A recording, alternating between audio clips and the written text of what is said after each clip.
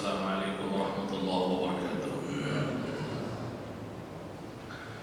Alhamdulillah, wassalatu wassalamu ala rasulillah wa ala alihi wa sahbihi wa man ittaba'a hudahu ila yaumin nalqah, amma ba'd. Inna asdaqal hadithi kitabullah wa khairal hadi hadi Muhammadin sallallahu alaihi wasallam wa syarrul umuri muhdatsatuha wa kullu muhdatsatin bid'ah kullu bid'atin dhalalah wa kullu dhalalatin fin nar, amma ba'd. Ikhwah sekalian, bapak-bapak dan ibu-ibu, ikhwan dan akhwat yang dimuliakan Allah Azza wa Jalla, kita bersyukur kepada Allah Tabaraka wa Ta'ala atas semua nikmat dan karunia yang dicurahkan untuk kita semua, sehingga alhamdulillah pada kesempatan yang berbahagia ini kembali kita bisa bersimpuh di rumah Allah Azza wa Jalla untuk kita melanjutkan pelajaran kita dari atau taklim kita, kajian kita dari kitab Al-Arba'in An-Nawawiyah, buah karya Al-Imam Yahya bin Sharaf An-Nawawi rahimahullah ta'ala.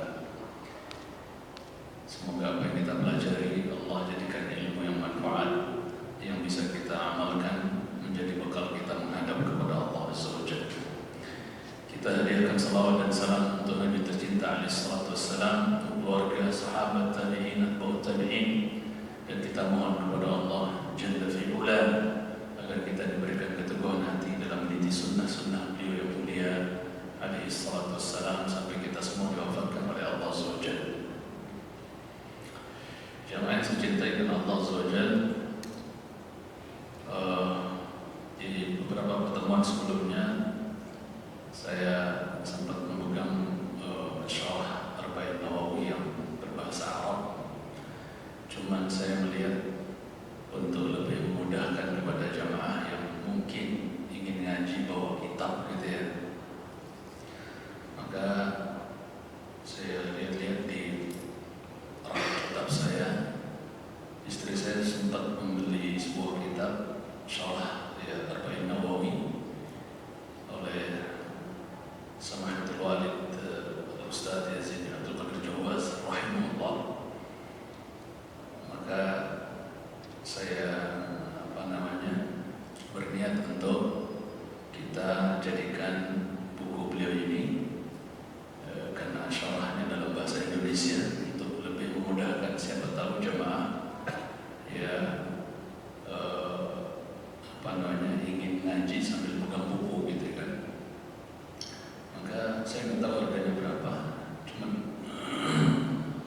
mungkin nanti jemaah bisa mencari di mungkin toko-toko buku yang ada. Mudah-mudahan masih ada dicetak ya, sepertinya sih masih ya. Allahu a'lam. Ya, syarah Arba'in Nawawi oleh Ustaz Yazid bin Abdul Qadir Jawaz rahimahullah ta'ala. Ya, satu jilid seperti ini udah tebal. Ya, mudah-mudahan tidak terlalu mahal harganya, saya nggak tahu ya. Mungkin bawah 100 atau 100-an mungkin. Nanti mungkin monggo untuk mencari infonya, untuk jadi pegangan kita membahas hadis-hadis Arba'in Nawawi.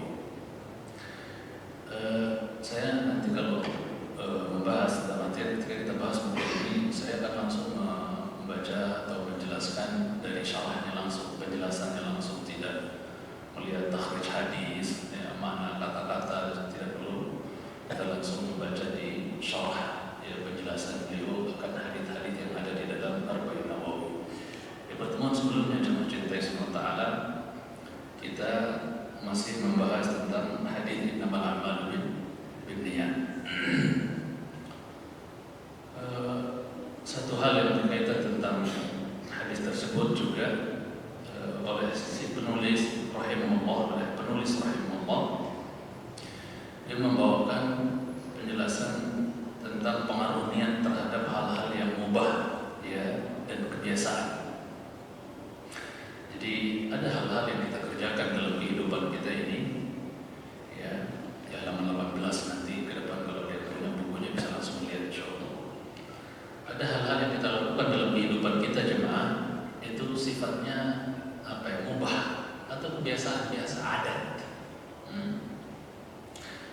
tapi ternyata niat punya pengaruh sehingga merubah adat atau kebiasaan tersebut bisa berubah menjadi nilai ibadah. Paham maksudnya? Ada perbuatan-perbuatan yang sifatnya adat, kebiasaan dan hukumnya mubah. Ya, makan, minum, tidur, ya, olahraga, itu mubah kan? Kebiasaannya. Tapi bisakah dia berubah menjadi nilai ibadah di sisi Allah? Bisa. Ya, bisa berubah. Apa yang mempengaruhinya? Niat. Innamal a'malu binniyat. Bisa dipengaruhi oleh niat. Ya. Bahkan ada kaidah yang umum sering kita dengar, betapa banyak amalan dunia dia bisa berubah menjadi amalan akhirat karena niat yang ikhlas, yang baik, tujuan yang baik, niat yang baik. Dan betapa banyak amalan akhirat berubah menjadi amalan dunia, nggak dapat secuil pahala karena niat yang tidak baik. Paham maksudnya? Sebaliknya, sekali lagi, betapa banyak amalan duniawi yang sifatnya mubah, mungkin kebiasaan gitu, tapi dia bisa berubah menjadi amalan akhirat sehingga dapatkan pahala gitu. Dengan sebab apa? Dengan husnul niyah, dengan niat yang baik. Tapi sebaliknya ada amalan akhirat, sholat, atau mungkin puasa, atau ngaji, atau dzikir, atau infak, sedekah. Itu lahirnya amalan akhirat, tapi dia bisa berubah menjadi amalan dunia sehingga nggak dapat secuil pahala. Kenapa? Su'in niyah, jeleknya nih, ria dan yang lain, ya, ujub, takabur dan yang lain, sehingga nggak bernilai amalan akhirat berubah. Berarti niat itu memiliki andil ya yang sangat besar ya dalam sebuah ya gerak-gerik ya perbuatan ya dari seorang hamba. Saya sedikit bacakan dari penjelasan beliau rahimahullah. Karena besarnya pengaruh niat, maka hal-hal yang mubah dan bersifat kebiasaan adat gitu ya, itu dapat bernilai ibadah ya dan bernilai amalan qurbah itu ya, taqarrub kepada Allah, bisa mendekatkan diri kepada Allah Taala. Berikan contoh di sini pekerjaan cari rezeki misalnya, kata beliau, cari rezeki, kerja bapak-bapak ya pagi-pagi berangkat cari ya nafkah, bekerja untuk menghidupkan anak dan istri dan seterusnya ya, tanggung jawab gitu ya. Itu kan perkara yang mubah asalnya, perkara dulu, tapi dia bisa berubah menjadi amalan akhirat, berpahala cuma ya, dia bisa berubah menjadi amalan akhirat, bahkan dia menjadi sedekah gitu. Sampai Nabi SAW sabdakan dalam hadis yang nanti akan kita bacakan, bahwasanya sampai apa tuh satu suapan yang masuk ke mulut istri kita itu bernilai apa? Sedekah. Maksudnya satu suap nasi yang naik ke mulut istri kita karena kita cari itu bernilai apa? Sedekah di sisi Allah Subhanahu. Ibadah berpahala mencintai SWT. Ya, bercocok tanam, ya, bertani dan seterusnya. Ya, itu bisa bernilai ibadah, nilai pahala di sisi Allah Subhanahu. Berkarya, berdagang, ya, untuk mencari karunia Allah dan seterusnya. Menghidupkan anak, menghidupi anak istri dan seterusnya, menafkahi anak istri, dan itu dulu bisa menjadi apa? Amalan akhirat, bisa menjadi pahala. Kemudian mengajar, ya, dan profesi lainnya kata beliau dapat menjadi ibadah, bahkan bisa menjadi jihad, bisa disedirillah. Ya, bisa menjadi jihad di jalan Allah Taala mencintai SWT. Ya. Selain pekerjaan itu dimaksudkan untuk menjaga dirinya dari hal-hal yang diharamkan ya dan dilarang, serta untuk mencari yang halal dan tidak bertentangan dengan perintah Allah dan Rasulnya. Karena memang fenomena yang kita lihat hari ini, banyak manusia yang tidak peduli lagi gitu kan dalam mencari nafkah, mencari rezeki, tidak peduli lagi mau jadi dari jalan halal, mau dari jalan yang haram, tidak peduli. Dan itu sudah dikabarkan Nabi Sallallahu Alaihi Wasallam ya bahwasanya apa? Ya'ti ya yani ala nasi zamanun la yubali nas min aina iktasaba malah amin halalin am haram, ay kama qala sallallahu alaihi wasallam. Akan datang masa nanti bagi manusia di mana seorang enggak peduli lagi dari mana dia dapatkan hartanya, baik dari jalan yang halal maupun yang haram, enggak peduli. Mencintai Allah Subhanahu wa taala. Ya. Maka seorang muslim yang baik apalagi dia seorang ayah, seorang suami, seorang ayah dari anak-anaknya, dia sayang terhadap istri dan anaknya, ya, dengan apa? Di antara bentuknya adalah mencarikan nafkah buat mereka dari jalur yang halal. Dia nggak tega melihat anak istrinya menjadi tumpukan apa? Bahan bakar jahanam nanti. Karena bahan bakar jahanam itu yang disebut pertama kali oleh Allah adalah apa? An-nas wal hijarah. Manusia dulu. Bahan bakar jahanam itu tumpukan manusia dan juga kemudian tumpukan batu. Tegakah kita lihat anak istri kita menjadi bahan bakar neraka jahanam gara-gara kita kasih nafkah dari jalan yang haram? Waliyadzubillah. Ya, kalau ada yang sudah sadar bahwa pekerjaannya selama ini adalah haram, segera bertaubat kepada Allah, tinggalkan, kasihan anak istri kita, kasihan kita juga, ya. Dan prinsipnya man taraka syai'an lillah awadahu bi khairin min. Barang siapa yang meninggalkan sesuatu karena Allah, Allah akan pasti ganti dengan yang lebih baik. Itu prinsip kalau kita imani, insya Allah. Rasakan, ya, pasti Allah akan ganti. Kalau enggak lebih banyak hasilnya tapi lebih berkah dan lebih bikin tenang daripada banyak tapi apa? Ya, enggak barokah dan enggak bikin tenang. Yang mencintai Subhanahu wa taala. Kemudian ikhwatul Islam yang saya cintai Subhanahu wa taala, begitu pula dengan kebiasaan, ya, seperti makan, minum, berpakaian, ya. Itu jika dikerjakan dengan niat untuk ketaatan kepada Allah dan melaksanakan kewajiban kepada Rabbnya, maka akan diganjar berdasarkan niatnya. Ya, saya makan, ya Allah, minum untuk supaya saya kuat beribadah misalnya, ya. Ya. Saya makan dulu nih sebelum pergi ngaji maghrib nih di Al-Ikhlas, saya makan dulu. Niatnya apa? Supaya saya apa? Khusyuk ngajinya, tenang ngajinya, bertenaga gitu kan. Ya, enggak lemas, enggak ngantuk ngajinya dan seterusnya.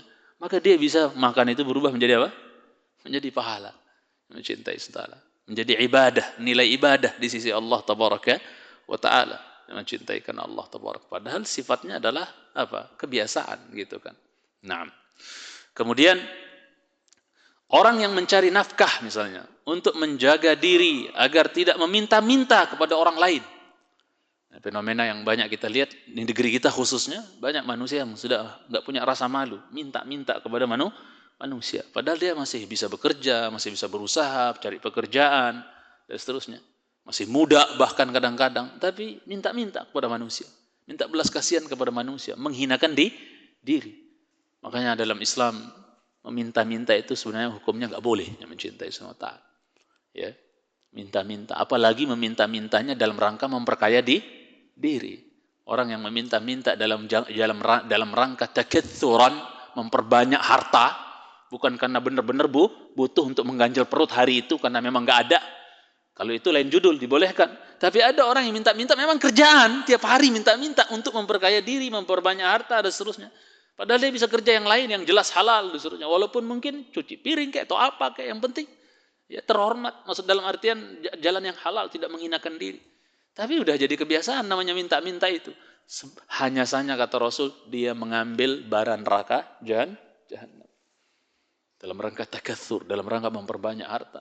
Dan banyak kasus di negeri kita, orang-orang minta di lampu merah, di mana, menjelang Ramadan terutama, atau dalam bulan Ramadan, ternyata di rumahnya, Masya Allah, rumahnya di kampung, lebih cakep rumah di Madinah di kampung. Bahkan ternyata emasnya banyak. Pernah terjadi itu? Dan seterusnya. Allah musta'an. Ya. Dan Rasulullah SAW mengatakan, la yazalur rajulu yas'alun nas, ya. Maksudnya senantiasa seseorang itu meminta-minta kepada manusia, mengemis kepada manusia. Ya, dijadikan sebagai sebuah profesi meminta-minta itu. Sampai dia datang ya'ti yaumil qiyamati wa laysa 'ala wajhi muz'atu lahmin, kata Nabi SAW. Sampai dia datang di hari kiamat nanti di mukanya enggak ada seongkok daging pun, enggak ada sekerat daging pun, udah jadi tengkorak semua. Saking di dunia dia enggak punya malu minta-minta kepada manusia. Udah enggak punya malu sudah. Akhirnya di akhirat dibalas seperti itu, enggak ada dagingnya mukanya. Naudzubillah. Nas'alullah as-salamata wal afiyah. Mencintai Allah tabaraka wa taala. Makanya penulis buku ini mungkin sebagian tahu ya, paling keras, ya paling tegas dalam hal meminta-minta itu, minta-minta kepada manusia, paling ini beliau, paling tegas beliau, bukan keras ya, tegas beliau dalam hal ini. Subhanallah, tidak boleh manusia itu menghinakan diri kepada manusia dengan meminta-minta, kecuali orang-orang yang memang dipersaksikan dia memang ya benar-benar lagi pailit nggak punya, ya, yang mencintai Subhanahu wa taala. Dipersaksikan orang kampungnya mungkin Pak RT mungkin bilang, oh dia memang Ya, harus dibantu dan seterusnya. Ya, sambil disolusikan, dibantu, dicarikan untuk supaya dia bisa bekerja dan supaya berhenti dari pekerjaan meminta-minta tersebut, mencintai karena Allah tabaraka wa taala. Ya. Karena apa? Itu bentuk menghinakan diri, mencintai subhanahu wa taala. Maka ada ungkapan seorang pujangga yang mengatakan, la tas'alanna bunayya adam hajatan wasalil ladzi abwabuhu la tuhjabu. Jangan minta-minta kebutuhanmu kepada manusia. Mintalah kepada zat yang pintu-pintu rezekinya enggak pernah tertutup. Siapa dia? Allah Azza wa Jalla. Masalahnya kapan kita terakhir minta sama Allah? Rajinkah kita minta kepada Allah yang dia adalah zat yang marah kalau hambanya enggak minta? Beda dengan manusia, kalau didatengin terus, mintain terus, kamu lagi, lama-lama kesel enggak? Lama-lama bete enggak? Itulah sifat manusia. Walaupun sekaya apapun dia, milioner atau ya orang deheb, crazy rich mungkin katanya, tapi kalau didatengin terus minta tiap hari, lama-lama dia apa? Kesel. Itu sifat manusia. Tapi Allah malah marah sebaliknya kalau tidak diminta. Ya. Man lam yas'alillah yaghdab alaih, kata Nabi SAW. Siapa yang enggak minta sama Allah, enggak berdoa sama Allah, Allah marah sama dia. Ya. Kayak enggak butuh sama Allah Azza wa Jalla. Padahal ya ayuhan nasu antumul fuqara'u ila Allah. Wahai sekalian manusia, kalian tuh butuh sama Allah. Kalian fakir kepada Allah Subhanahu wa taala. Tinggal merengek, minta kepada Allah. Dan Allah senang kalau hambanya minta kepadanya dalam keadaan merengek. Makanya para ulama mengatakan, kalau kau berwuduklah seperti anak muda. Seger, sehat. Apa maksudnya? Semangat kalau berwuduk. Kalau kau sholatlah seperti orang tua. Orang tua itu kan lemas. Kita kalau sholat tuh jangan kayak orang bejigar, kayak orang preman tampang. Sholat tuh kayak orang yang tua gitu, udah lemas, menyerah sama Allah Azza wa Jalla, khusyuk, tenang, kayak orang tua gitu. Hatta antum muda kalau sholat itu tenang, khusyuk. Dan ketika aku berdoalah seperti anak kecil. Anak kecil kalau minta sesuatu sama orang tuanya kayak gimana juga? Mau apa? Merengek-rengek. Hendaknya kita berdoa kepada Allah seperti itu. Taib. Jadi orang yang mencari nafkah untuk menjaga dirinya agar tidak meminta-minta kepada orang lain, juga untuk membiayai dirinya dan keluarganya, ya akan diganjar atas niatnya. Ya, sebagaimana hadits Sa'ad ibn Abi Waqqas radhiyallahu taala anhu, ini pemanah ulungnya sahabat ini. Pemanah ulung sahabat yang Rasulullah SAW sering mendoakan beliau di medan jihad, ya, Allahumma saddid ramyah. Ya Allah, tepatkan sasaran anak panahnya Sa'ad gitu. Ya, di medan perang itu sering Rasul katakan, irmi ya Sa'ad. Lepaskan anak panahmu wahai Sa'ad, lepaskan anak panahmu wahai Sa'ad, dan jarang meleset. Kalau mana orang kafir jarang meleset Sa'ad bin Abi Waqqas radhiyallahu taala anhu, yang mencintai Subhanahu wa taala. Sampai suatu saat dalam sebuah jihad peperangan, beliau melepaskan anak panahnya, kafirnya kena, tapi karena anak panahnya tumpul, akhirnya nggak nancap ke badan orang kafir itu, malah pakaian orang kafir itu yang kesingkap sampai kelihatan auratnya. Sampai Rasulullah SAW tertawa di medan perang, lagi perang tertawa gara-gara ngelihat orang kafir kesingkap auratnya. Nggak nancap, kena tapi pakaiannya yang kesingkap, karena lihat terbatasnya persenjataan kaum muslimin, tapi kekuatan iman menjadikan mereka dimenangkan oleh Allah Azza wa Jalla. Nah, ya. Kemudian ikhwatal Islam yang saya cintai subhanahu wa ta'ala, dalam hadits Sa'ad bin Abi Waqqas radhiyallahu ta'ala anhu, kekasih kita Muhammad sallallahu alaihi wasallam bersabda, innaka lan tunfiqa nafaqatan tabtaghi biha wajha Allah illa ujirta 'alaiha hatta ma taj'alu fi imra'atik, kata beliau sallallahu alaihi wasallam. Sungguh jika engkau menafkahkan hartamu, ya, yang dengannya engkau mengharapkan wajah Allah. Jadi niat baik berarti ya, kita nafkahin istri dan anak-anak kita ibtigha wajhillah.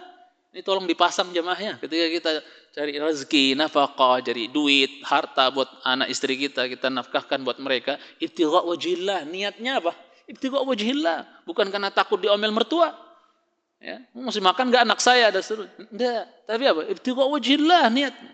Ya, mengharapkan wajah Allah Azza wa Jalla, kata Rasul sallallahu alaihi wasallam. Maka engkau akan diberi pahala, kata beliau, lantaran nafkahmu itu hingga apa? Alias makanan yang engkau suapkan ke mulut istrimu itu bernilai apa? Sedekah, yang mencintai. Bernilai ibadah di sisi Allah tabaraka wa taala. Makanya kalau orang paham ilmu ini, pagi-pagi dia pergi ke kantor kah, tempat kerja kah, dan seterusnya, dia paham ini hadis, dia paham keutamaan ini, maka apa jemaah? Dia akan keluar dari rumahnya dalam keadaan happy, enggak ngedumel. Ya, males-malesan, dumel, dia akan happy. Dia tahu ini bernilai ibadah di sisi Allah Tabaraka Ta'ala. Ya, kasih makan anak istri itu sedekah, bernilai pahala di sisi Allah Azza wa Jalla. Bisa jadi antum masuk surga bukan karena sholat antum, tapi masuk surga karena bertanggung jawab terhadap anak istri antum, memberikan nafkah buat mereka. Bisa jadi. Kita nggak tahu orang masuk surga dengan amal soleh yang mana. Mana tahu tuh perempuan ngasih minum anjing masuk surga gara-gara apa? Ngasih minum anjing. Nggak tahu dia. Ya. Kita nggak tahu dari amal soleh yang mana Allah kasih kita surga yang mencintai. Bisa jadi kata para ulama, kau duduk sekali saja di majelis ilmu, bisa jadi itu menjadi sebab kau masuk surga. Seumur hidup sekali dia pernah duduk di majelis. Bisa jadi itu jadi sebab Allah memberikan surga. Bagaimana dia sering-sering ngaji? Allah Akbar. Mencintai karena Allah Subhanahu wa taala. Baik. Kemudian Al-Hafidh Ibn Hajar Al-Asqalani, beliau berkata di dalam kitab beliau Fathul Bari, Imam An-Nawawi rahimahullah ta'ala mengambil istimbat itu kesimpulan dari hadis ini, dari hadis innamal a'malu bin niyat yang sedang kita bahas. Ya, bahwa keinginan hawa nafsu jika sesuai dengan kebenaran, maka hal itu tidak merusak pahalanya, kata beliau. Hal itu karena memberikan suapan kepada istri biasanya terjadi pada waktu bergurau dan ketika timbul syahwat. Kan tadi kata Nabi, sampai sesuap nasi yang kau suapkan ke siapa? Ke istri. Biasanya orang kalau nyuapin istri, sering ya kadang-kadang kita ngelihat orang di mungkin restoran atau mana, disuapin istrinya atau sebaliknya. Itu biasanya timbul karena cinta, bahkan kadang bisa jadi karena syahwat, apalagi di rumahnya gitu kan. Saling suapin dan seterusnya. Itu biasanya timbul karena syahwat, dia mencintai karena Allah Subhanahu wa taala. Ya. Kemudian kata beliau, dan yang demikian ini jelas, namun jika dilakukan dalam rangka mencari ganjaran pahala, cuman nyuapin istri jemaah. Antum ngarepin pahala dari sekedar nyuapin istri yang padahal biasanya ada unsur syahwat dan seterusnya. Ya, antum di rumah berdua sama istri, antum suapin istri antum, itu kan ya anak ngerti lah laki-laki jemaah, nggak jauh-jauh gitu kan ibaratnya. Tapi kata beliau, ya kalau diniatkan takarrub kepada Allah, mendekatkan diri kepada Allah, ikhlas karena Allah, menyuapin istri, itu bisa menjadi apa jemaah? Pahala. Padahal di situ ada andil syahwat juga mungkin. Ya, subhanallah. Tapi itu bisa menjadi pahala kata beliau, subhanallah. Dalam rangka mencari ganjaran pahala, maka ia akan memperolehnya dengan keutamaan dari Allah Subhanahu wa taala. Disebutkan oleh beliau. Makanya Nabi pernah bersabda, dan hadisnya nanti ada ya, agak panjang hadisnya di sini, nanti kita akan bacakan insyaallah, bahwa sampai percampuran suami istri seseorang di antara kalian itu adalah sadaqah. Wa fi bud'i ahadikum sadaqah, kata Rasulullah. Dalam percampuran suami istri di antara kalian itu adalah sadaqah, kata beliau sallallahu alaihi wasallam. Padahal isinya syahwat, jelas syahwat gitu kan. Tapi itu menjadi sadaqah. Makanya sebagian sahabat bingung, loh, kok bisa jadi pahala sadaqah ya Rasulullah? Maka Rasul kasih gambaran. Gimana menurut kalian kalau seandainya syahwat kalian yang lagi bergejolak itu ditunaikan, dilampiaskan ke wanita yang haram? Ya. Maksudnya bagi dia, bukan istrinya, bukan mahramnya, dia berzina dalam artian. Bukankah dia mendapatkan dosa? Para sahabat mengatakan, iya dosa lah. Begitu juga kalau dia salurkan ke tempat yang halal alias istrinya. Maka dia dapat sebaliknya, pahala. Jelas ya? Mencintai sunnah ta'ala. Baik. Kemudian Imam As-Suyuti rahimahullah ta'ala menjelaskan bahwa termasuk dalil terbaik yang dijadikan dasar oleh para ulama bahwa seorang hamba akan mendapat ganjaran dengan niat yang baik dalam perkara yang mubah atau kebiasaan tadi, ya, dan dalam perkara adat kebiasaan adalah sabda Nabi SAW yang sedang kita bahas. Bahwasanya Wa innama likulli imri'in ma nawa. Innamal amalu binniyat wa innama likulli imri'in ma nawa. Dan setiap orang akan mendapatkan apa yang dia niatkan, alias sesuai yang dia niatkan. Mencintai sunnah ta'ala. Hal-hal yang mubah dan kebiasaan ini akan diganjar pahala apabila diniatkan dalam rangka taqarrub atau mendekatkan diri kepada Allah tabaraka wa taala. Apabila tidak ya dengan tujuan itu, maka tidak akan diganjar pahala. Udah jadi kebiasaan aja. Jadi mubah saja hukumnya. Ya, maksudnya asalnya adalah mubah saja, kebiasaan saja. Kalau tidak ada niat apa? Mencari ganjaran dari Allah Azza wa Jalla. Makan ya makan doang. Ya, jadi kebiasaan aja. Mubah begitu aja. Ya, nyuapin istri dan seterusnya misalnya, mencampuri istri, ya jadi kebiasaan saja. Ya, kalau tidak diniatkan apa? Mencari wajah Allah Azza wa Jalla. Kalau tidak diniatkan mencari ganjaran pahala dari Allah Subhanahu wa taala, mencintai karena Allah tabaraka wa taala. Nah, ini terutama yang bapak-bapak yang punya istri misalnya. Kalau dia bercampur suami istri setelah ngaji kayak gini, ya sudah, masa bertahun-tahun kita bercampur tidak niatkan taqarrub kepada Allah Azza wa Jalla? Ya. Itu kan juga namanya nafkah juga kan? Ya. Antum kira nafkah zahir saja kasih mangan itu yang bernilai pahala. Nafkah batin juga bisa bernilai apa? Pahala. Ketika kita niatkan baik, mengharapkan pahala, ya Allah dengan saya mencampuri istri saya ini saya harapkan pahala darimu. Ihtisab, yang cintai. Bukan puasa Ramadan saja, ya imanan wahtisaban. Ya. Hatta kita mencampuri istri kita juga ihtisab, harap pahala dari Allah Azza wa Jalla. Cintai sunat ta'ala. Di sisi lain kita mungkin mengharap keturunan yang salihah dari keturunan dari percampuran tersebut. Ya. Makanya kita disuruh untuk sebelum bercampur ya untuk berdoa Allahumma jannibna syaitan wa jannibis syaitan ma razaqtana, agar yang lahir nanti adalah bukan ya anak-anak yang bejat, anak-anak yang nakal dan seterusnya. Ya, agar yang lahir adalah anak-anak yang saleh dan salihah.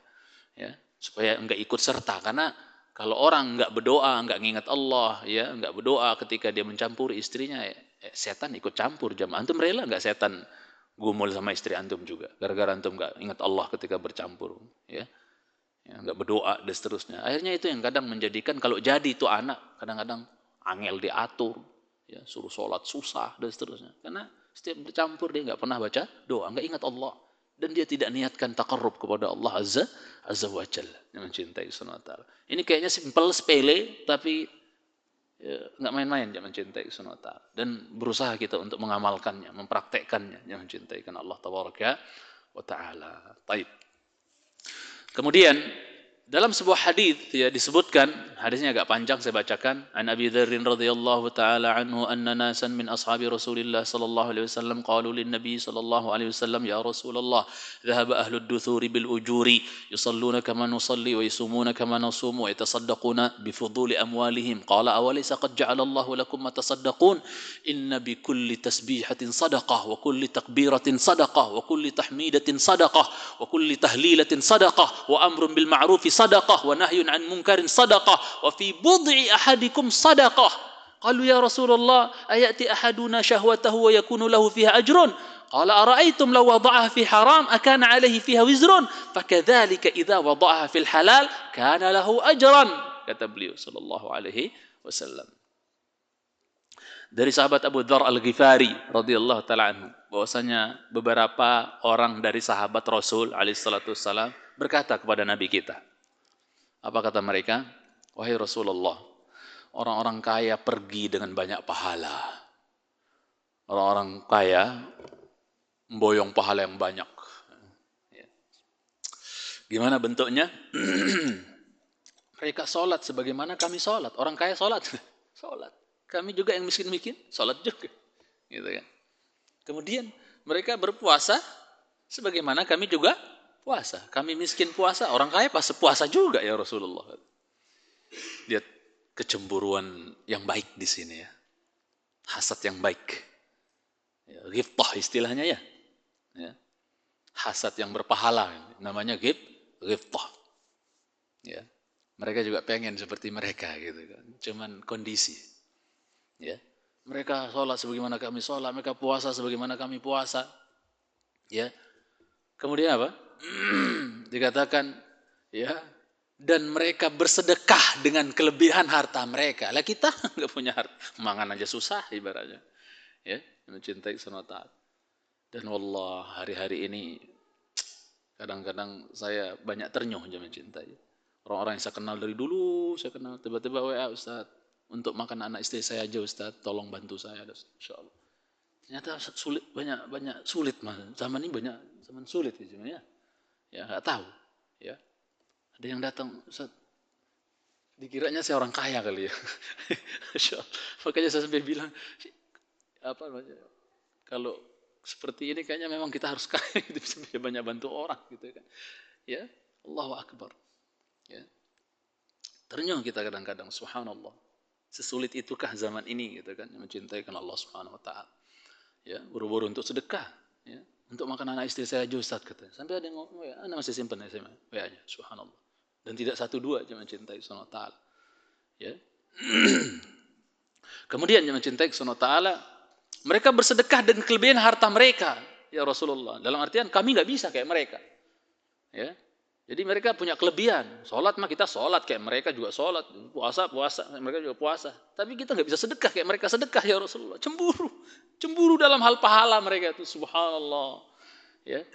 Sampai ketika Nabi cerita orang Bani Israel dulu ada yang dia keluar berjihad 1000 bulan nggak pulang-pulang. Tapi pahalanya kayak gimana tuh? Menghunus pedang keluar jihad fisabilillah 1000 bulan nggak pulang-pulang. Sahabat jealous lah, cemburu. Gimana caranya kita ini bisa nyaingin pahalanya mereka? Kita nggak boleh kalah dong. Akhirnya inna anzalnahu fi lailatul qadar. Wa ma adraka ma lailatul qadar. Lailatul qadri khairun min alfi syahr. Ibadah di malam Lailatul Qadar, qiyam di malam Lailatul Qadar, mudah-mudahan kita dapat nanti di bulan Ramadan ini jemaah. Ntar lagi. Ini tanggal 7 Sya'ban sekarang ya. Mudah-mudahan kita masuk bulan Ramadan. Coba niat dari sekarang. Karena kalau kita mati sebelum Ramadan ini, insya Allah sudah tercatat pahalanya. Kita udah niat. Nah ini juga sesuai nih. Innamal a'malu bin niat. Pasang niat dari sekarang. Yang jujur tapi ya. Jangan pemanis ya, lisan depan manusia. Oh saya pengen puasa, seru puasa depan manusia doang. Jujur dari dalam hati. Memang pengen puasa, pengen qiyam, pengen khotam Quran, dan seterusnya. Kalau dia mati sebelum Ramadan datang, sudah dicatat pahalanya sempurna. Insya Allah. Itu maha baiknya Allah Azza wa Jalla. Jangan cintai semangat. Kalau amal baik belum ngerjain saja, udah dicatat pahala dengan niatnya itu. Kalau amal dosa, baru dicatat kapan? Kalau sudah dikerjakan, baru dicatat dosa. Baik enggak Tuhan kita? Allah, innahu kana bi hafiyya. Sesungguhnya dia baik sama saya, kata Ibrahim tentang Allah Azza wa Allah. Tuhanku baik, wahai bapakku. Ya, sa'astaghfiru laka rabbi innahu kana bi hafiyya. Aku akan mintakan ampun kepada Allah untuk wahai bapakku. Tuhanku itu baik sama aku. Masya Allah. Itu yakin nih, masukkan dalam hati kita, Rob kita baik, yang mencintai SWT. Kemudian, jemaah yang saya cintai karena Allah Azza wa Jal, ya, Nabi SAW bersabda setelah itu, bukankah Allah telah menjadikan sesuatu bagi kalian yang kalian bisa bersedekah, yang kalian bisa sedekahkan gitu kan? Ya, menunjukkan jenis sedekah itu tidak hanya apa? Berupa materi. Mencintai SWT. Bisa kita bersedekah dengan selain bentuk materi yang mencintai Allah SWT. Hatta anak senyum di muka antum, itu sedekah gak itu? Iya, siapa yang bilang? Rasulullah SAW.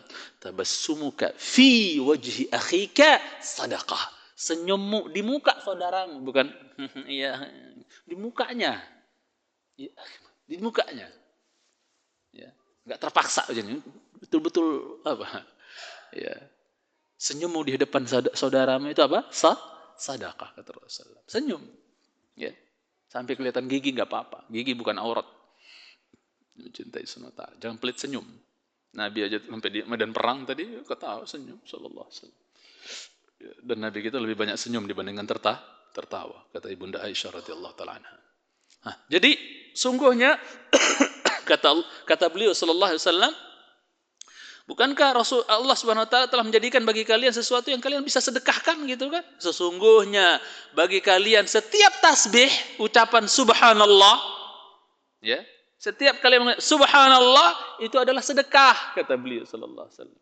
Ya. Kemudian apa? Setiap takbir ucapan Allahu Akbar adalah apa? Sedekah. Tapi ngucapin yang benar loh. Karena kalau lewat menuju ke sini di sebuah masjid yang sholatnya agak cepat biasanya ngebut-ngebut, itu kalau zikir Allahu Akbar. Mas Haikal kayaknya ngelewatin juga masjidnya itu. Banallah, banallah, banallah, banallah, banallah, subhanallah, banallah, banallah, banallah. Saya pernah soalnya. Ini zikir apa? Ya, alhamdulillah jadi apa? Alhamdulillah, alhamdulillah, alhamdulillah, alhamdulillah, alhamdulillah, alhamdulillah, alhamdulillah, alhamdulillah, alhamdulillah, alhamdulillah, alhamdulillah, alhamdulillah. Apa tuh alhamdulillah, alhamdulillah, alhamdulillah? Ya. Allahu Akbar jadi apa? Lobar, lobar, lobar, lobar, Lombok Barat kali ya. Lobar, lobar, lobar, lobar, lobar. Belum lagi la ilaha illallahnya nanti. Oh Allah Ustaz. Yang benar lah ya, agar betul-betul bernilai apa? Ibadah di sisi Allah Azza wa Jalla. Bukan seremonial semata untuk rame-rame yang kelar gitu, enggak jadi pahala. Yang benar ya. Ibadah yang benar sekalian yang mencintai Subhanahu wa taala supaya enggak sia-sia. Nah, kemudian kata Rasul sallallahu alaihi wasallam sekali lagi, setiap ucapan Allahu Akbar, takbir itu adalah sedekah. Setiap tahmid, ucapan alhamdulillah adalah sedekah kata beliau. Setiap tahlil, ucapan apa? Tahlil. Apa tahlil? La ilaha illallah. Bedakan antara tahlil dengan tahlilan. Itu dua hal yang berbeda biasanya. Biasanya berbeda ya, konotasinya beda. Ya. Konotasinya beda biasanya. Ya kalau negeri kita ya. Kalau tahlil ya ucapan la ilaha illallah. Udah tahlilan lain lagi tuh, ya. Mencintai Subhanahu wa taala. Kemudian adalah sedekah. Ucapan la ilaha illallah tahlil adalah sedekah kata beliau. Ya. Ya. Kemudian setiap menyuruh ya kepada yang ma'ruf adalah sedekah. Amar ma'ruf, suruh orang berbuat baik itu sedekah. Ya. Makanya para dai-dai, para ustadz yang kalau dia ikhlas dalam berdakwah, mengajak orang kepada kebaikan, ya. Seterusnya, itu Masya Allah. Kaya pahala sedekah dia. Sedekah yang lebih berharga dibandingkan materi. Itu apa? Ilmu. Saya tanya, mana yang lebih berharga dalam agama kita ini? Harta atau ilmu? Mana yang lebih mahal, lebih berharga? Ya, harta atau ilmu? Ali bin Abi Thalib mengatakan al-ilmu khairun minal mal. Ilmu itu lebih baik dibandingkan harta. Berarti kalau mau dibanding-bandingkan antara orang kaya bersedekah jor-joran dengan orang berilmu yang enggak pelit dengan ilmunya, mana yang lebih gede? Enggak bisa diragukan mencintai Subhanahu wa taala. Ya. Jadi, ya, setiap ya menyuruh kepada kebaikan adalah sedekah. Setiap melarang kemungkaran juga adalah sedekah. Nahi mungkar itu sedekah jangan cintai Subhanahu wa taala. Ya. Makanya kadang-kadang masyarakat kita saling salah salah memahami atau salah anggap gitu ya. Ketika kita ngelarang orang dari perbuatan syirik. Ingat, ngelarang orang berbuat syirik, bukan mensyirik-syirikan. Beda enggak tuh ya? Kita enggak mensyirik-syirikan tapi melarang dari perbuatan syirik. Boleh enggak sih, Pak? Izin Pak nanya nih, boleh nggak melarang orang berbuat syirik? Boleh nggak sih? Hah? Boleh nggak sih? Boleh toh? Dan itu kerjaan Muhammad Sallallahu Alaihi Wasallam. Bukan nyirik-nyirikin orang, enggak. Melarang berbuat syirik, bukan musyrik ente, enggak. Oh, bukan, enggak berani kita. Ngelarang orang berbuat syirik yang perbuatannya jelas-jelas menurut dalil itu adalah syirik, ngelarangnya. Itu sedekah. Nahi mungkar sedekah. Bahkan itu nahi mungkar tertinggi levelnya. Melarang orang dari berbuat syirik.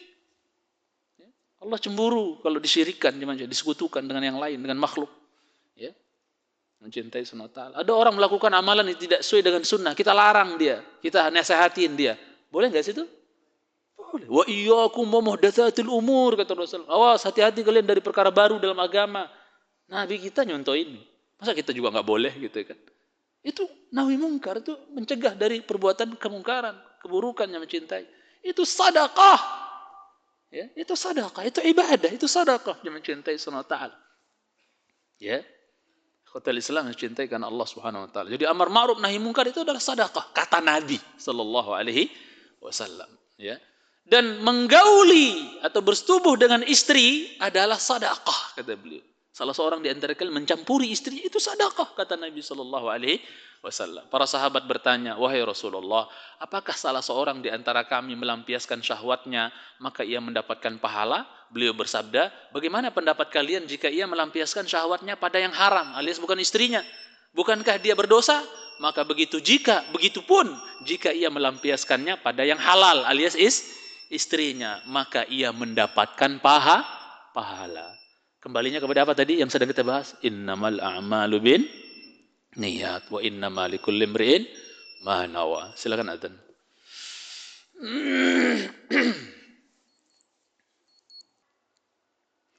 Alhamdulillah wassalatu wassalamu ala Rasulillah wa ala alihi wa sahbihi wa man walah, amma ba'd. Al-Imam An-Nawawi rahimahullah taala jemaah ketika menjelaskan hadis ini, ya, hadis ini diriwayatkan Imam Muslim, ya, dan Imam Nawawi rahimahullah, ya, termasuk yang punya andil besar mensyarah Sahih Muslim, ya. Ya, syarahnya Imam Nawawi. Ketika beliau menjelaskan hadis Muslim tadi, ya, beliau menjelaskan bahwa di dalam hadis ini terdapat dalil, kata beliau. Hadis yang kita bacakan panjang tadi, terdapat dalil, ya, kata beliau, bahwa perkara yang mubah, ya, dapat menjadi perbuatan ketaatan apabila dengan niat yang benar. Campuri istri, ya, makan, minum, tidur, dan yang lainnya. Itu perkara mubah jemaah. Tapi dia bisa berubah menjadi, ya, ketaatan, ibadah, qurbah di sisi Allah, taqarrub gitu ya. Bila dia didasari dengan niat yang benar. Bercampur, ya, mencampuri istri dapat menjadi ibadah.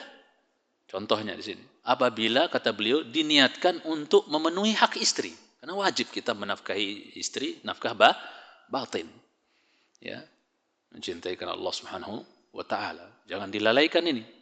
Karena ada juga sebagian yang curhat, ya, suaminya tidak memberikan nafkah batin, padahal masih mampu gitu kan. Tapi karena hal tertentu atau apa, naudzubillah, ya, wajib, ya, harus, ya, diberikan hak batin atau nafkah batin untuk istrinya. Ya, jadi ketika seorang, ya, mencampuri istrinya, maka dia dapat menjadi ibadah apabila diniatkan untuk memenuhi hak istrinya, itu hak istri, ya, atau untuk, ya, bergaul dengan cara yang baik. Kita mencampuri istri itu bentuk ashiruhunna bil ma'ruf, itu bentuk mempergauli mereka dengan cara yang baik, menunjukkan kasih sayang dan seterusnya, ya, cinta dan seterusnya kepada istri dengan cara kita menggauli dia. Ya, ini diberikan contoh oleh beliau di sini. Ya. Kemudian, ya, menggauli, ya, bergaul dengan cara yang baik yang diperintahkan oleh Allah Subhanahu wa taala. Atau kata beliau, untuk Imam Nawawi katakan, atau untuk mendapatkan anak yang saleh. Kita mencampuri istri kita, niatnya baik, itu apa? Mendapatkan anak yang saleh. Ya. Dan Masya Allah kaum salaf dulu jemaah memulai itu dari sebelum nikah malah. Dari sebelum nikah. Dia ketika masih muda, dia soleh, dia ibadah, taat kepada Allah Azza wa Jalla. Ya. Mikirin anaknya nanti. Karena mafil aba fil abna. Biasanya apa yang ada pada orang tua itu juga yang gak jauh-jauh. Ada juga pada anak. Walaupun tidak mutlak. Ada orang tua soleh, anaknya bejat. Ada gak? Nuh, anaknya ada yang kafir. Ya, mencintai. Tidak mutlak, tapi biasanya dominannya begitu. Kalau orang tuanya baik, insya Allah anaknya juga ikut baik. Ya, ya. Bahkan sebagian salaf setelah mereka menikah, ya, punya anak bahkan, ya, itu apa? Mereka berusaha panjang-panjangin sholatnya, sengaja. Sholat. Ingat anaknya kadang dalam sholat terbesit anaknya dalam sholat, dia panjangin sholatnya. Tujuannya apa? Supaya anaknya jadi anak-anak yang saleh. Ya. Dan mereka juga berusaha untuk mendesain anak yang saleh dengan cara apa? Ikhtiar an-nutaf as-sahihah, al-tayyibah. Memilih tempat menyimpan cairan mereka yang baik dalam artian istri. Ada hadis tapi tidak sahih tapi maknanya sahih. Takhayyaru linutafikum kata Nabi SAW. Pilih-pilih, ya, tempat kalian menyimpan cairan kalian. Dalam artian, ya, calon istri, dalam artian calon buat anak kita tersebut itu pilih-pilih yang baik gitu ya. Ya, mencintai karena Allah Subhanahu wa taala. Makanya Nabi kita memberikan gambaran yang pertama karena kecantikan, harta, terus apa? Keturunan yang baik gitu kan, ya. Bukan orang jelek, buruk gitu kan. Yang terakhir adalah karena agama. Ya. Walaupun yang lebih ditekankan oleh Rasul adalah apa? Fadhfar bidzatid din taribat yadak. Pilih yang punya agama. Karena cantik bisa hilang, harta bisa hilang, yang lainnya bisa hilang. Tapi agama insyaallah apa? Awet insyaallah taala. Itu. Kemudian yang mencintai karena Allah Azza wa Jalla. Beliau melanjutkan, Imam Nawawi melanjutkan bahwa atau untuk mendapatkan anak yang saleh, ya, niatnya mencampuri istri, ya. Dan sekali lagi jangan lupa doa yang juga rasa gerusuk. Atau untuk menjaga dirinya dan juga istrinya agar tidak terjatuh dalam perbuatan yang haram. Jadi dia berniat untuk mencampuri istrinya, ini mumpung saya punya istri halal, dicampuri istrinya, niatnya baik. Itu pahala jemaah. Ya. Daripada dia keluar ya tempat ya naudzubillah prostitusi dan naudzubillah misalnya, tempat-tempat yang haram, ya, tempat perzinahan waliyadzubillah, ya. Lokalisasi dan apa istilahnya dan seterusnya. Naudzubillah. Oh, ada saya punya istri alhamdulillah. Ya. Supaya dia terjaga dari perbuatan fahisyah, perbuatan keji yaitu zina yang mencintai Allah Subhanahu wa taala. Itu jadi ibadah dia. Begitu juga demi menjaga istrinya supaya istrinya juga enggak serong itu. Dikasih. Karena banyak istri yang lama enggak dikasih nafkah batin, akhirnya berpikir kotor. Selingkuh. Banyak enggak kejadian sekarang? Digerebek sama suaminya dan seterusnya. Banyak enggak kejadian? Banyak. Bahkan ada seorang ikhwan, seseorang lah datang kepada saya nangis-nangis. Ustaz, tega istri saya Ustaz. Anak pulang kerja, dia dulu penjaga gerbang tol dulu. Ya. Pulang-pulang ada laki-laki lain di kamar istrinya. Allah musta'an. Ya. Na'udzubillah. Ya. Nasallallahu salamatu wal afiyah. Langsung dicerai itu istrinya. Enggak tahan dia. Ya. Allah Akbar. Saya enggak pernah lihat lagi orangnya kemana pindahnya, enggak tahu. Begitu terjadi, maka berikan ya yang mencintai Allah Subhanahu wa taala. Sampai dulu ketika Umar bin Khattab sidak sebelum subuh biasanya beliau belusukan tuh, melihat keadaan rakyat. Maka beliau mendengar seorang wanita yang menyandungkan bait-bait syair kerinduan terhadap suaminya yang dia ditugaskan berjihad. Sudah 4 bulan lebih enggak pulang-pulang jihad. Sampai dia mengatakan tatawala hadzal lail wa akhdalla janibuhu alaysa li khalilun ula'ibuhu walaula makhafatu rabbi ya wa ikramu ba'li ya la hurrikat min hadzal sariri jawanibuhu min hadzal sariri jawanibuhu, kata dia. Umar bin Khattab nguping tuh di dekat pagar rumahnya. Ya. Maknanya bahwa malam ini kok terasa panjang ya, sepi, lengang, terasa panjang, enggak subuh-subuh rasanya panjang malam ini. Dikarenakan tidak ada kekasih yang aku cumbui. Maksudnya suaminya. Jauh lagi jihad suaminya, tugas. Tugas negara kalau bahasa sekarang gitu kan. Ya. Kemudian kata dia, kalau bukan karena takut kepada Allah Rabbku dan kalau bukan karena menghormati, memuliakan suamiku, mungkin ini kaki-kaki ranjang sudah bunyi kreok. Kenapa? Selingkuh. Tapi karena saya takut kepada Allah dan menghormati suami saya yang di jauh sana lagi berjuang, berperang, ya. Maka apa? Mungkin kalau bukan karena itu ranjang-ranjang ini udah bunyi-bunyi kali, karena selingkuh gitu. Akhirnya Umar bin Khattab pulang nanya putrinya Hafsah, berapa lama perempuan enggak kuat? Ya, betah, maksudnya kuat untuk enggak dicampuri suaminya. Segini bah gitu. Pakai isyarat segini. 4 bulan. Akhirnya beliau ngirim surat ke panglima perang yang diutus-utus itu. Siapa yang sudah masa tugasnya lewat 4 bulan, udah 4 bulan, pulangin, rolling. Kasihan istrinya. Sebegitu pemimpin yang keren kayak gitu, mencintai. Sampai kayak gitu diurus ya, mencintai SWT. Tahu apa psikis seorang istri gitu kan. Ketika lama enggak dikasih nafkah batin oleh suaminya, disuruh pulang. Kasih nafkah biar enggak serong istrinya. Subhanallah. Sampai kayak gitu pemimpin yang namanya Umar bin Khattab radhiyallahu taala, simbol dalam keadilan. Subhanallah, radhiyallahu taala anhu. Ya. Jadi karena dikhawatirkan nanti kalau enggak dikasih nafkah itu ya, hanya berpikir untuk hal-hal yang haram. Maka dikatakan di sini atau agar tidak melihat atau menghayal-hayal hal-hal yang haram. Dijelaskan oleh Imam Nawawi di sini. Ya, laki-laki, perempuan, bahkan apalagi laki-laki gitu ya. Kalau enggak dilampiaskan ke yang halal, ya sudah otaknya ngaco. Ya enggak? Makanya Imam Malik sampai berkata, kalau malam ini istri saya meninggal, malam ini saya akad yang baru. Ada yang berani? Mas Haikal berani enggak? Malam ini meninggal istri saya, malam ini akad baru. Karena takut kalau tidur malam hari tanpa ada istri di samping. Abu Wada'ah. Jadi Said Musaib itu punya putri jemaah. Said Musaib ini menantunya sahabat Abu Hurairah radhiyallahu taala. Dia punya putri cantiknya tenan. Sampai diibaratkan seperti potongan malam bulan purnama, saking cantiknya. Udah dilamar oleh pangeran-pangeran, anak-anak raja, ditolak semua. Sampai beliau disiksa dengan dimasukkan ke kulkas. kalau bahasa kita ya, disiksa dengan es. Sa'id Musayyib, pembesar tabi'in, ulama, menantunya Abu Hurairah radhiyallahu ta'ala anhu.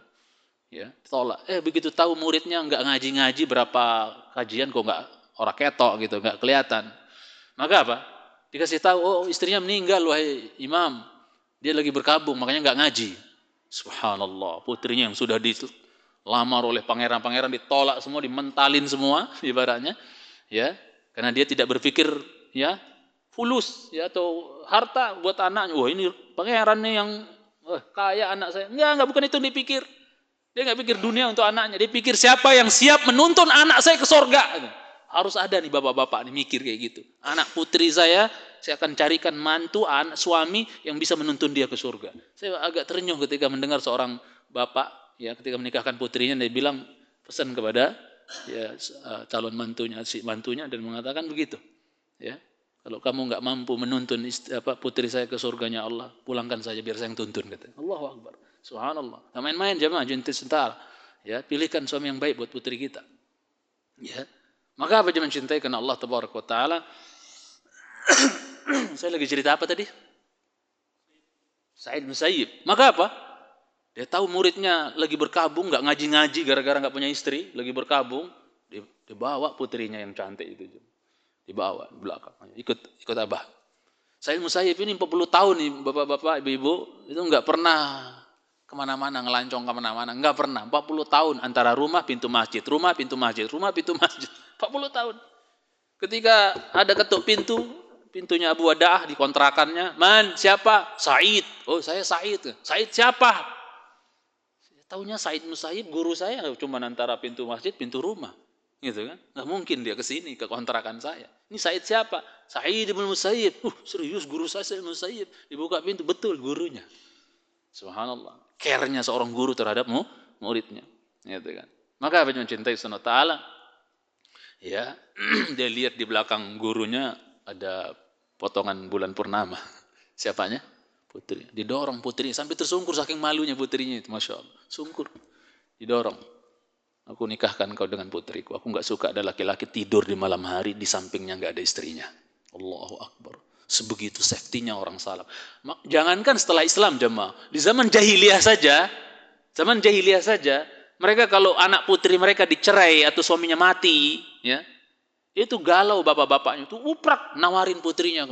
Karena ngeri, itu zaman jahiliyah, apalagi setelah Islam. Makanya ketika Khunais meninggal, suaminya Hafsah meninggal, rempong Umar bin Khattab nawarin Rasul, nawarin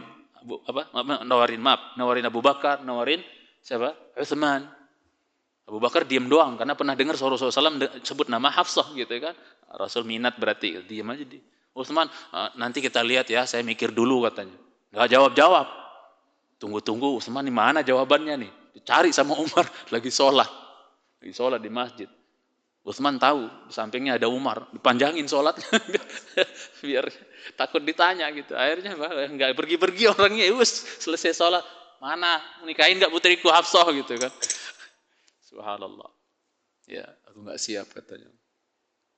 Akhirnya Rasul bilang sama Umar, kalau Utsman mah mau dinikahkan dengan putrinya sebaik-baik manusia, katanya. Siapa berarti? Setelah meninggalnya Ruqayyah akan dinikahkan dengan putri Nabi yang satu, Ummu Kulthum. Maka dikatakan Dzun Nurain, yang memiliki dua cahaya. Yang nikahi Ummu Kulthum dan nikahi Ruqayyah sebelum meninggal Ruqayyah. Menikahi Ummu Kulthum setelah putri Rasul sallallahu alaihi wasallam. Kulthum itu artinya cabi gitu. Ya. Ya, adapun putrimu akan dinikahkan dengan laki-laki terbaik. Baru dia paham. Siapa laki-laki terbaik? Rasul nggak bilang aneh, enggak, cuman Umar udah paham gitu. Jelas itu? Subhanallah, mencintai Rasul. Hati-hati. Sekarang Allah musta'an. Banyak terjadi, itu otaknya kemana-mana, ngayal yang haram-haram. Itu karena mungkin tidak mendapatkan pelampiasan yang halal gitu. Atau agar tidak berkeinginan untuk hal-hal itu, ya, hal itu zina atau niat-niat baik yang lainnya dan seterusnya. Di pertemuan akan datang insyaallah kita akan bahas masih terkait tentang hadis ini juga. Antum sabar aja, beberapa faedah lagi insyaallah baru kita lanjut ke hadis kedua, hadis Jibril alaihissalam yang panjang. Di pertemuan berikutnya insyaallah kita akan bahas tentang niat baik tidak dapat mengubah yang haram. Ana mau ngerampok nih, bagiin orang miskin misalnya. Hah? Boleh nggak Pak? Manhajnya Robin Hood gitu kan. Madhab Robin Hood gitu. Saya mau ngerampok bagi-bagi orang miskin, fuqara, masakin. Boleh nggak jadi? Ya. Niat yang baik tidak bisa merubah yang haram. Ya. Yusuf dulu maksudnya saudara-saudara Yusuf dulu ngelemparin Yusuf ke sumur, niatnya baik cuma. Biar mereka juga mendapatkan kasih sayang dari bapaknya. Niatnya baik enggak? Tapi dengan jalur yang salah. Mencintai Allah Subhanahu wa taala. Ya, saya mau pengen bangun masjid ini, makanya saya semangat berjudi katanya misalnya. Semangat berjudi, pengen bangun masjid, nanti hasil judi dan seterusnya, hasil riba dan yang lainnya misalnya. Gimana? Innallaha thayyibun la yaqbalu illa thayyiba. Allah Maha baik, tidak menerima kecuali yang baik. Hatta orang musyrikin Quraisy dulu Mekah, ya, ketika mereka mempugar Ka'bah, itu apa jemaah? Syaratnya apa? Enggak boleh dari hasil nipu, mencuri, hasil upah zina, ya, riba dan yang lainnya. Enggak boleh. Harus membangun Ka'bah dari hasil yang halal mereka. Ketika dikumpulkan yang halal-halal harta mereka, enggak cukup. Akhirnya Ka'bah yang tadinya enggak kubus, akhirnya jadi kubus, motas. Tahu bentuk Ka'bah dulu? Asalnya dibangun Ibrahim dan Ismail. Ya. Kan ada lengkungan Hijr Ismail itu. Paham? Ya, itu Ka'bah dulu begitu bentuknya, paham maksudnya?